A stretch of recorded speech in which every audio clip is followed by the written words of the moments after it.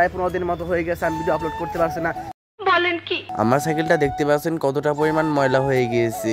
এমনকি সাইকেল অনেকদিন ঘরে থাকার কারণে সাইকেলে অনেক ধরনের সমস্যা দেখা দিয়েছে। তো এগুলো আমাকে সমাধান করতে হবে এখন। তো স্যার পরীক্ষা শেষ, তোমার অনুভূতি কি রকম? অনুভূতি খুবই ভালো। রেজাল্টের দিন আশা করি দেখা হবে না।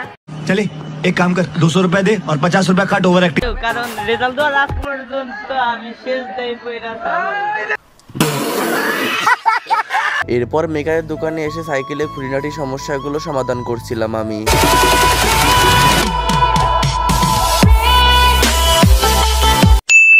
আসসালামু আলাইকুম guys, welcome back to the new episode of my daily blog. তো ডেইলি ব্লগ বলতে কি আর বলবো, কারণ অনেকদিন ধরে কিন্তু গাইস ব্লগ করতে পারছি না। প্রায় 15 দিনের মতো হয়ে গেছে আমি ভিডিও আপলোড করতে পারছি না। কারণ হলাম একটাই যে আমার পরীক্ষা চলছে বা এক্সাম চলছে, দেখতে পাচ্ছেন আমি কিন্তু প্রায় স্কুল ড্রেসে আছি। এখনও যাচ্ছি আমি স্কুলে, কারণ আজকে আমার পরীক্ষাটা শেষ হবে। আর পরীক্ষা শেষে আপনাদের একটু স্কুল আশেপাশে ঘুরে দেখাবো, স্কুলটা ঘুরে দেখাবো। কারণ হলাম একটাই, কারণ আমার স্কুলে বেশি দিন নেই। তো এই স্মৃতিটা ধরে রাখার জন্য আজকে ভিডিওটা আমরা করে চলেছি।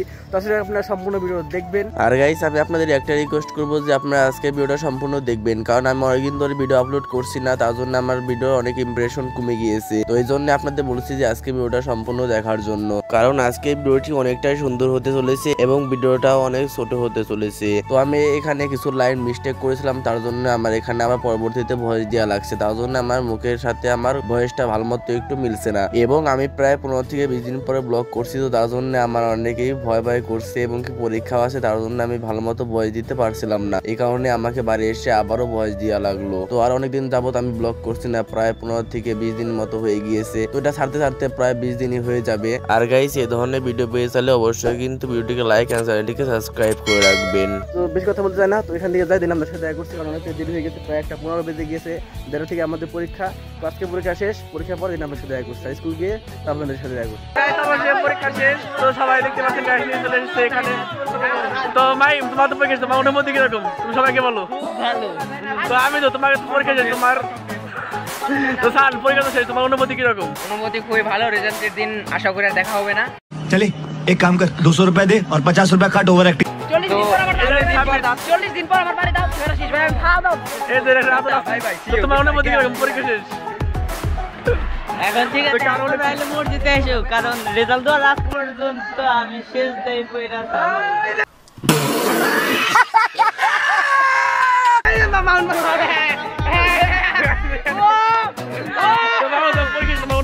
পরীক্ষা বলতে মামা, পরীক্ষা কি আমি যেটা লিখছি ওটা কোনো বইয়ের ভাষায় না, আমার ভাষা আমি নিজে লিখছি, এটা কোনো বইয়ের ভাষায় না। আমার দেখা আপনি লাপরওয়াহি का नतीजा है। পাস করবে না তোমার অনুভূতি মানে পাস আমি করব ইনশাআল্লাহ, পাস তো করব। পাস করার কি লিখলাম, কি ইতিহাস এমন লাগা লিখছি, ইতিহাস কি সব আমার ইতিহাস।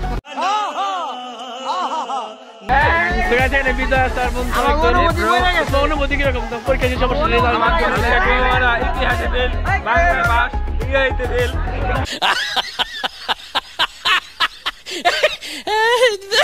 কামল তো পরীক্ষা তোমার অনুভূতি কিরকম?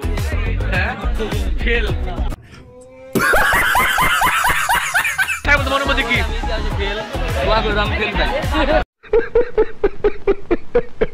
সবাই like comment share and subscribe করে দিবেন। 2-3 পত্র চাল দিব। আমরা পাস করলে আবার বাবা খাবো।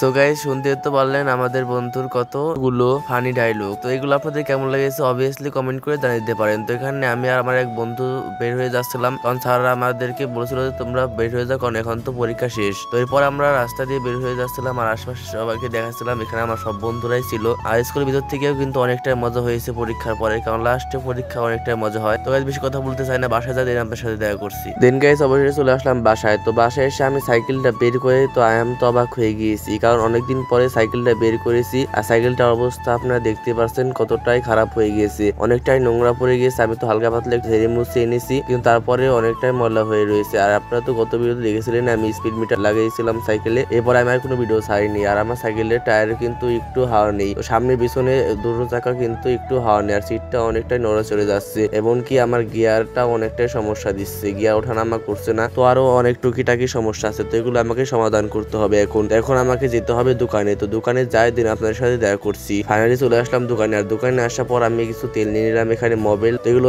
আমার সাইকেলের গিয়ারের ভিতর দিতে হবে, কারণ সাইকেলের গিয়ারটা অনেকটাই জং পড়ে গিয়েছিল। এরপর সাইকেলের গিয়ারটা ঠিক করে তারপর আমার সাইকেলের দুটো চাকায় ভালো করে হাওয়া দিয়ে নিচ্ছিলাম, কারণ অনেকটাই হাওয়া কমছিল সাইকেলে। তো যাই হোক এগুলো সাইডে তারপরে বাসায় যাই দিন আপনার সাথে দেখা করছি। সো গাইস এরপরে চলে আসলাম বাসায়। তো বাসায় এসে আমি আবার দেখি আমার সাইকেলের ব্যাটারির ওখানে একটা প্লাস্টিকের বার ছিল, তো ওটাও দেখে খুলে গেছে। তো আমি এটা আগে খেয়ালই করিনি। তো এখানে আবার নতুন করে লাট লাগাতে হবে এবং টুকিটাকে আরো সমস্যা ছিল, এগুলো সমাধান করতে হবে। নেক্সট ভিডিওতে আপনাদের এগুলো দেখাবো। তো আশা করি আপনারা এই পর্যন্ত ভিডিও দেখেছেন। তো আপনাদের সবাইকে ধন্যবাদ। আমি এখানে ভিডিও শেষ করছি। যদি ভিডিও ভালো লাগে অবশ্যই লাইক কমেন্ট শেয়ার সাবস্ক্রাইব করে দিবেন। আল্লাহ হাফেজ।